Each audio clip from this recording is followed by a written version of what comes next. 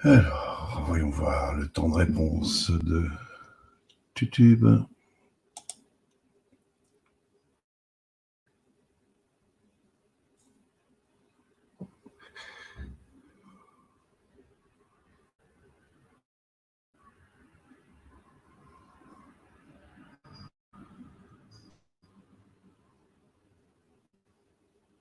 Voilà.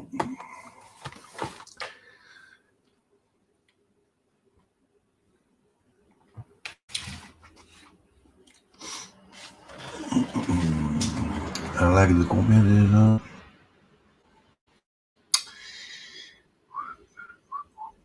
On patiente.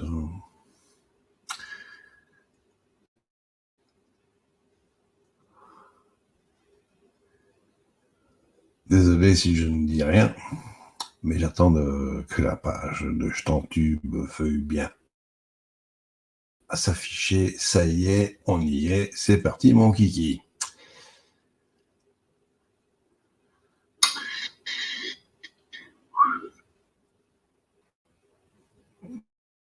Bon. C'est pas encore vraiment parti. Ça tourne toujours dans le vide.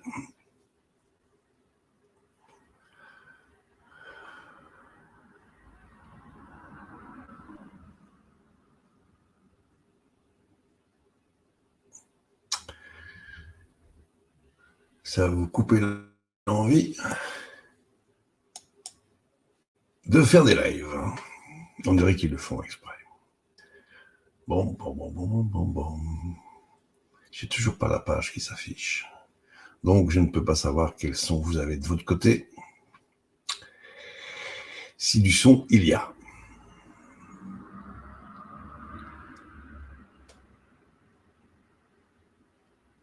Punaise.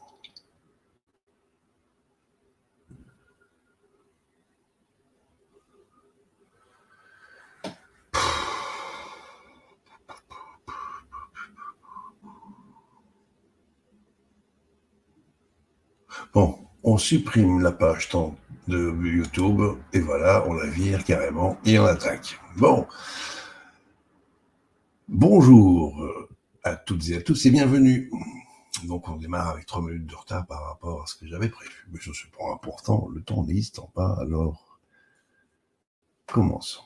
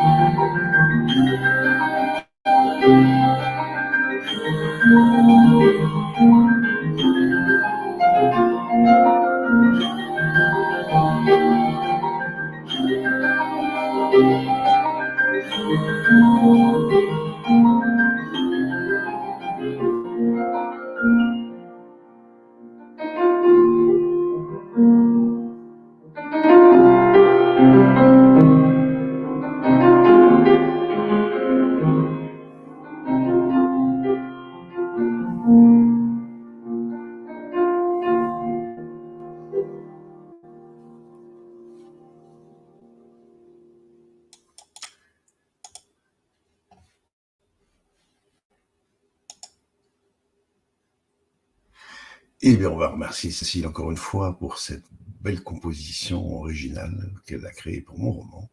Eh ben tiens, vous, en même temps, vous n'avez jamais vu le plan de la fondation. Vous l'avez sous les yeux. Ça, c'est le rez-de-chaussée, avec tous les bureaux et ainsi de suite, et les tâches avec tous les ateliers différents.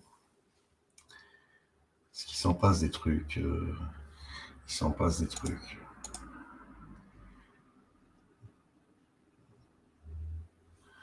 Alors, distribution, là, il y a du monde. Voilà, par catégorie. Donc, il y a beaucoup de monde. Et donc, ce sont tous les personnages que je dois gérer. Mais bon, ça, c'était une chose. Maintenant, on arrête le partage. Et je vous commence la lecture. Il n'y a personne, mais c'est pas grave. On y va. Attends, je bois un petit coup d'abord, comme d'hab. Et je vous repartage l'écran. J'ai oublié de le faire. Comme ça, vous avez le texte sous vos yeux. Donc, écran gauche. Voilà.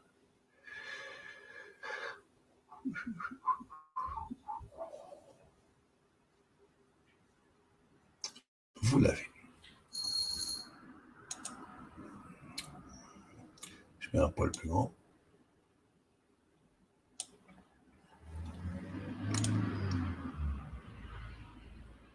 C'est parti. Ici, je vous emmène en voyage. Tome 2, à mardi sous haute tension. Chapitre 10. Et si on s'y remettait un grand coup? Dans l'atelier de couture, nous retrouvons avec plaisir une ambiance qui nous est déjà que trop familière. En effet, ça court dans tous les sens, mais on s'aperçoit tout de suite que le travail avance à grands pas. Et bien entendu, ça piaille encore et toujours, et tous ces bavardages sont accompagnés par l'incessant et déjà connu tac tac tac tac tac tac tac tac tac frénétique des vieilles machines à coudre. Passons quelques groupes de travail à la loupe, mais avec tact et discrétion, voulez-vous. Dans le coin nord-ouest, de cette immense salle, on retrouve le chef Gérald, portant toujours sur la tête sa toque en haut look rétro, mais il a tombé sa jolie veste de cuistot. Il est en train de superviser le délicat travail de surpiqûre où sont impliqués Juna, Karine et 4 jeunes étudiantes répondant aux prénoms de Samira, Lily Rose, Caroline et Frédéric. Frédéric? Oups, désolé de m'être trompé, mais avec sa longue queue de cheval et vue de dos, on aurait juré voir une fille. Je dois vraiment avoir la vue qui baisse, moi. Mais reprenons. Donc, le chef Gérald passe tour à tour derrière chaque petite main et rectifiant de temps à autre soit l'inclinaison de l'aiguille, soit la position de l'étoffe, le tout accompagné de ses précieux conseils. À la grande table située côté nord, près des fenêtres centrales, où sont empilés des tas de rouleaux de tissus soyeux, d'étoffes délicates aux motifs variés, de voiles et de dentelles, de toutes les couleurs et j'en passe, Marie-Anne est en grande discussion avec Rita, une autre de mes sœurs, que vient de ramener Dardar de l'aéroport, notre ami Tatou.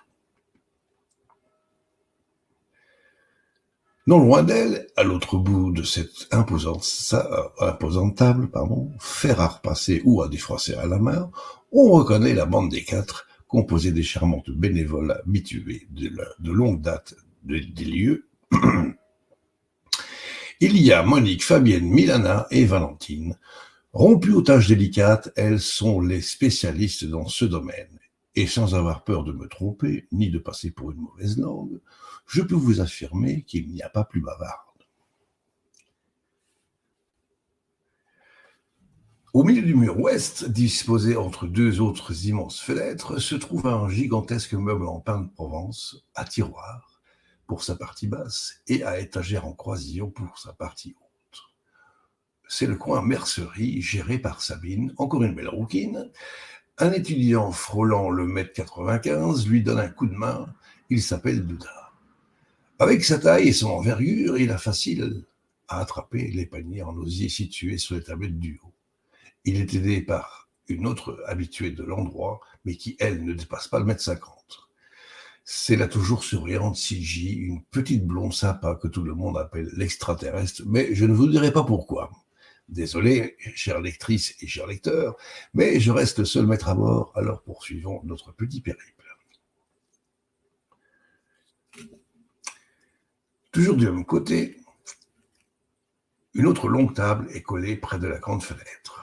On y retrouve les deux frangines inséparables que vous connaissez déjà. Il s'agit de Sistana et de Funchita, membres de notre Dream Team. On reconnaît également Tamara avec son bel accent anglais, ainsi que Muriel, Mumu pour les intimes.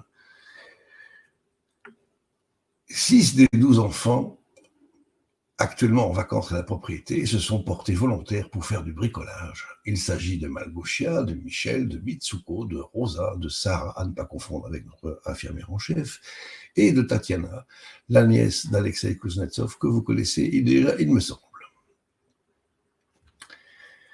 Et que font toutes ces belles et gentilles personnes autour de cette table, me demanderez-vous? Elles sont en train de confectionner les masques à tête de chat pour le défilé du 21 juin à Saint-Pétersbourg et celui du dimanche 23 qui aura lieu dans notre belle ville. Et au centre de l'atelier, se tenant debout à la grande table centrale, et au centre de l'atelier, et au milieu, on va changer ça, on va rectifier, au milieu,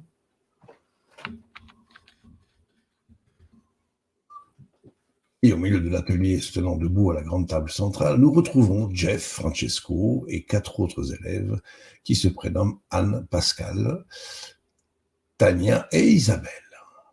C'est le centre névralgique de l'atelier où Jeff, ses grands et longs ciseaux à la main, raconte en détail ce qu'il faut savoir pour devenir un bon tailleur. Pendant que lui explique, Francesco exécute selon ses directives sous le regard hyper sérieux et concentré des jeunes apprentis. Assise à son bureau, devant son ordinateur qui est posé au centre d'une immense table à dessin, qui désormais lui servira de table à projet, Ziwi introduit consciencieusement sur un tableur Excel chaque mouvement qui seront reproduits lors du flash mob. La première colonne est dédiée aux acteurs auxquels elle attribue un simple numéro ainsi qu'un code couleur. Dans la deuxième, elle affiche un temps en secondes après un rapide calcul mental. Et enfin, dans la troisième, la direction que devra emprunter chaque figurant. Elle rentre les données à une de ses vitesses et avec une facilité déconcertante, le tout sous le regard admiratif d'Alisha, qui, déjà mentalement, joue la chorégraphie qui se dessine au fur et à mesure devant ses yeux. À première vue, cela pourrait paraître très compliqué, voire irréalisable pour le commun des mortels, mais pas pour notre charmante Ziwi. Et dans le bureau de Diana, assise dans les confortables fauteuils de son salon, ça discute sec et d'une façon très motivée. Effectivement, elle a pour charmante compagnie toute l'escadrille de la joyeuse amicale royale et secrète du parfait complotisme, c'est vous dire.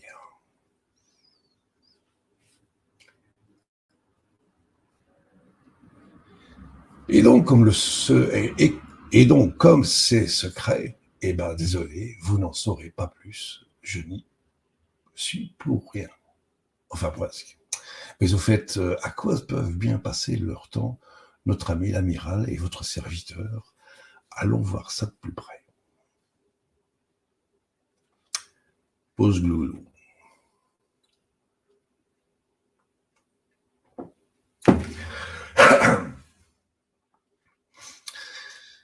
Francis. Tâche de garder le volant le plus droit possible et vas-y tout doux, compris?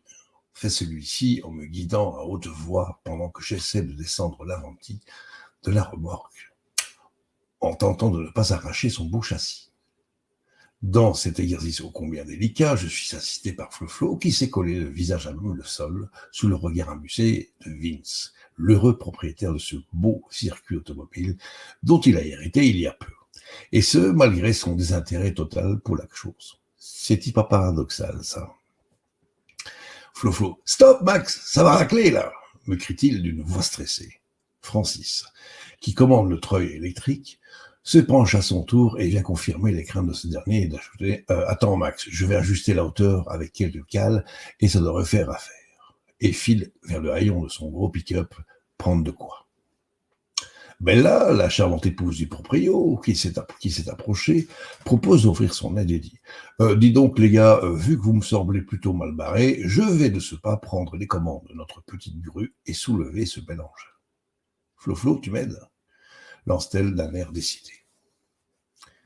Moi, toujours assis inconfortablement au volant de la Venti et ayant passé le bras par la vitre de ma portière, je tiens à la main un petit paquet joliment ficelé que je brandis en invectivant le gentil proprio avant qu'il disparaisse dans son bureau. « Hey Vince, regarde un peu ce que je t'ai trouvé lors de mon dernier voyage en Chine occidentale, tout près de la frontière mongolienne. Allez, arrête de bouder et approche-toi. » Et celui-ci tourne les talons dans ma direction et s'approche, le regard interrogateur. Puis me questionne d'un air perplexe mais plein de curiosité. Vince. Et que m'as-tu encore déniché cette fois? Je corrige ici. Pour votre information, sachez que notre cher ami Vince doit être la seule personne au monde à posséder une aussi gigantesque collection de jeux de cartes à jouer. Il en a des dizaines de milliers, si pas davantage. Ils proviennent des 4 coins de la planète et la plus jolie pièce de son immense collection doit être un jeu datant de l'époque romaine, que j'ai eu l'occasion de pouvoir observer, mais sans avoir eu la possibilité de le toucher, ni même de l'effleurer. C'est vous dire qu'il y porte une énorme attention. Mais continuons notre gentille petite tournée d'inspection. Dans l'atelier de boulangerie-pâtisserie du maître Gilou, il règne une belle atmosphère faite de senteurs de cannelle et de franche rigolade. En effet, la splendide Jim Billard, toute plus pétillante que jamais, est en train d'offrir une magnifique imitation de Josephine Baker, se servant d'une petite pelle à tarte comme micro. Elle chante « J'ai 2 amours », accompagnée par les mêmes hommes que tout à l'heure, mais qui ont été rejoints par 2 charmantes habituées des lieux, à savoir Maman Monique et sa jolie et jeune fille Clio, qui, je vous le signale en passant, sont complètement écroulés de rire. Et pendant que la star improvisée d'un jour passe de table en table, pour en même temps jeter un petit coup d'œil sur le travail des garçons et afficher du regard son contentement ou pas, ces derniers reprennent en chœur et à tue-tête « Mon pays est Paris ». Alors que le maître Gilou, s'étant autoproclamé chef d'orchestre, dirige à coups de larges mouvements cette belle chorale en total délire à l'aide de son beau rouleau à pâtisserie. Soudain, Tatou et Rico et Rémi, sous les encouragements de Renato, qui démoule la dernière tarte encore toute fumante, entament une chenille autour de Clio et Maman Monique, ce qui incite Guido, Maxou et Mike à rejoindre cette farandole totalement spontanée, et malgré tout très souriante, qui joyeusement serpente maintenant entre ces mêmes tables de travail. En passant devant le salon viennois, dont les portes sont étonnamment restées ouvertes, et ce sans doute à cause de la chaleur, on aperçoit un beau jeune homme assez grand et filiforme au teint hâlé, en train de faire une très impressionnante démonstration de claquettes. Il est accompagné au piano par une belle et jeune femme aux incroyables superbes mains aussi longues que fines, dont la virtuosité vous ferait hérisser tous les poils de votre joli corps et sous le regard émerveillé, rempli d'une profonde humilité, de Miss Claudia, de Michou, de Tammy et de Tiffette du Bois Joli, notre sympathique archiviste, ainsi que de la charmante comtesse Fernande de Zigopote, la bibliothécaire. Ils doivent certainement être en répétition pour l'un des nombreux spectacles qui seront offerts au public ce samedi dans le centre-ville. À l'autre bout du coup, qu'est-ce que c'est que ce truc? Je corrige. Alors, où est-ce qu'il est mon delete?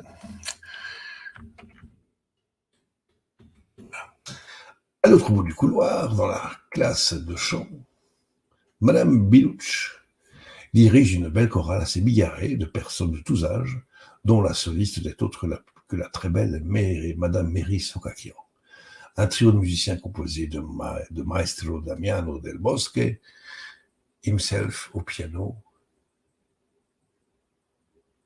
Je reprends. Excusez-moi, je reprends. À l'autre bout du couloir, dans la classe de chant, Madame Bilouch dirige une belle chorale assez bigarrée de personnes de tous âges, dont la soliste n'est autre que la très belle Madame Mary Socachian. Un trio de musiciens composé du maestro Damiano del Bosque himself au piano, d'une jeune violoniste aux longs cheveux blonds bouclés, et enfin une charmante et jeune flûtiste aux longs cheveux bruns, mais raides. Et de mémoire, enfin, si cette dame nous joue encore des tours, elle devrait se prénommer Romane et Louise. Et l'air qu'ils sont toutes et tous en train d'interpréter magistralement est tiré de l'opéra Nabucco de Giuseppe Verdi. Le morceau s'intitule Va pensiero, dont voici les premiers couplets. Va pensiero su ali dorate, va, ti posa sui clivi, sui colli ove Olezano te pide e molli. La ore dolci del suo Natale. Bon, je voulais pas chanter, mais c'est pas grave. Et là encore, ce sont les grands frissons garantis. Mais qu'est-ce que ça veut bien dire? Et si on descendait au rez-de-chaussée, voir là ce qui se passe? Donc, on se retrouve là-bas d'ici 2 minutes, juste le temps d'y arriver. Fin du chapitre, fin de la lecture. Merci d'avoir écouté, ou pas. Fin du live.